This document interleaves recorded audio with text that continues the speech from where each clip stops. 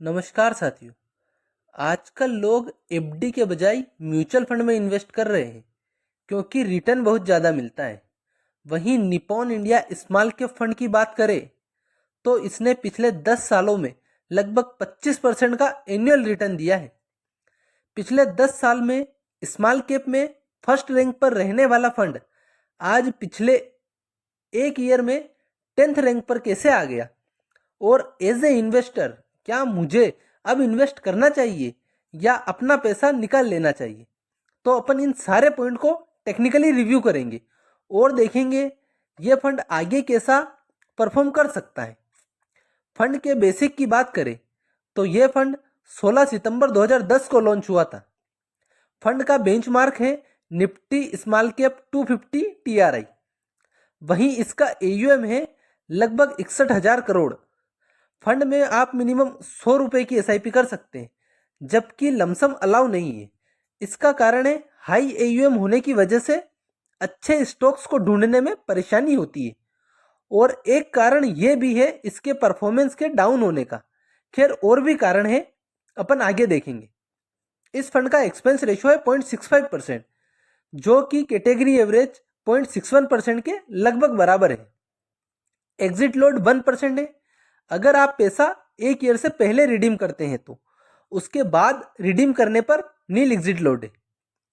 इस फंड के fund manager की बात करें तो समीर राज जनवरी 2017 से ही इस फंड से जुड़े हुए हैं, जो कि इस फंड के लिए अच्छा है।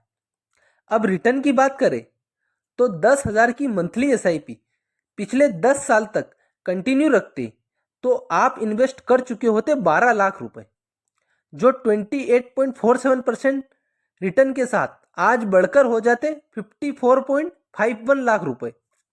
वहीं 1 लाख रुपए 10 साल पहले इन्वेस्ट किए होते तो वो 24.46% के साथ बढ़कर होते 8.94 लाख रुपए, जबकि स्मॉल कैप कैटेगरी का एवरेज होता केवल 6.59 लाख 20.76% के रिटर्न के साथ।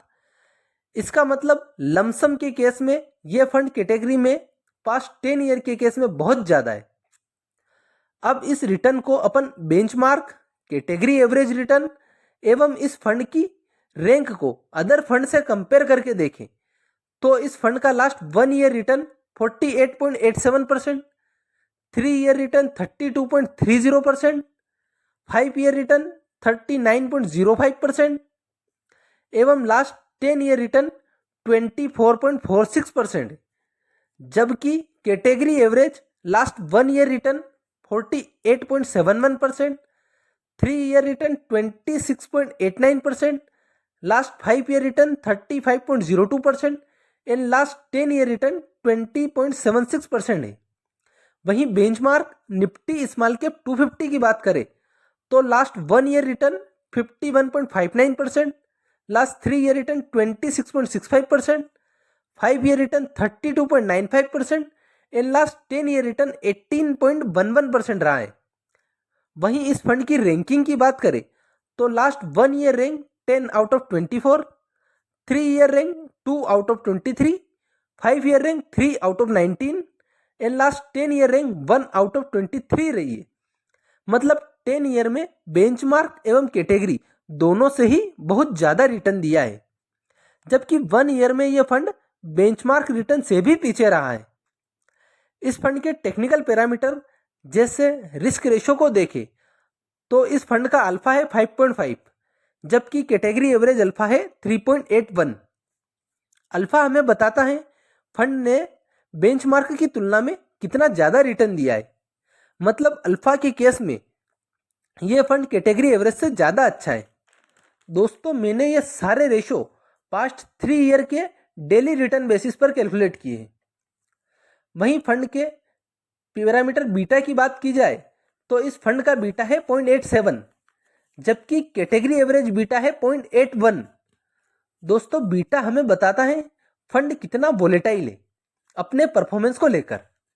दोस्तों, बीटा जितना कम हो उतना ही अच्छा है, और यही कारण है कि फंड ने पास्ट 1 ईयर में उतना अच्छा परफॉर्म नहीं किया है, क्योंकि जितना फंड वोलेटाइल होगा उसकी परफॉर्मेंस भी प्रिडिक्ट करना मुश्किल होगा। खैर अभी भी ये 1 से कम है, तो उतना ज़्यादा इशू नहीं है। नेक्स्ट पैरामीटर शार्प रेशियो की बात की जाए तो इस फंड का शार्प है 1.56, जबकि कैटेगरी एवरेज शार्प है 1.27। शार्प रेशियो हमें बताता है कि इस रिटर्न को अचीव करने के लिए फंड मैनेजर ने कितनी रिस्क ली है। शार्प रेशियो जितना ज़्यादा हो उतना ही अच्छा है, क्योंकि यहाँ पर निपॉन ने कम रिस्क लेकर भी ज़्यादा रिटर्न बना दिया है। वहीं फंड का ट्रेनर रेशियो है 0.26, जबकि कैटेगरी एवरेज है 0.22।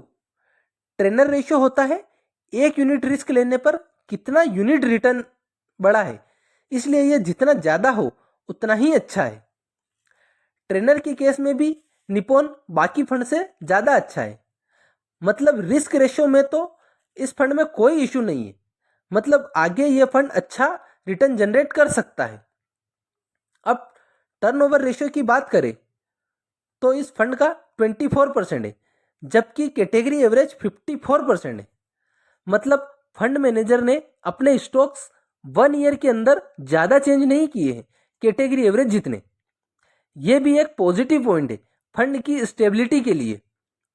वहीं असेट एलोकेशन की बात करें तो लार्ज कैप में 6.82%, मिड कैप में 12.13% एवं स्मॉल कैप में 52.4% पैसा अलोकेट किया है।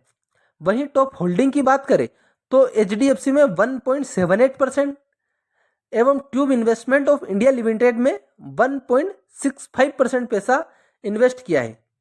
वहीं टॉप सेक्टर जिसमें इस फंड ने इन्वेस्ट किया है वो है फार्मा सेक्टर एवं इलेक्ट्रिकल इक्विपमेंट सेक्टर, जबकि पिछले एक साल में PSU एवं डिफेंस सेक्टर का बूम रहा है, जबकि निपॉन ने इन सेक्टर में थोड़ा कम इन्वेस्ट किया है।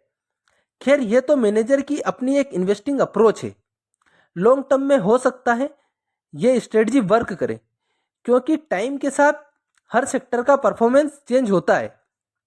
अब इस फंड की करंट रेटिंग की बात करें तो क्रिसिल ने 4 star out of 5 star, value research online ने 5 स्टार आउट ऑफ 5 स्टार एवं मॉर्निंग स्टार ने 5 स्टार आउट ऑफ 5 स्टार की रेटिंग दी है।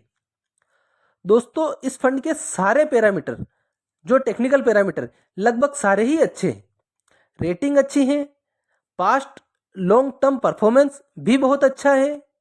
मुझे तो इस फंड में कोई भी ऐसा पॉइंट मिला नहीं है जिससे कि मैं कह सकूं कि इन्वेस्ट ना करें। मेरे हिसाब से तो इसमें बने रहे।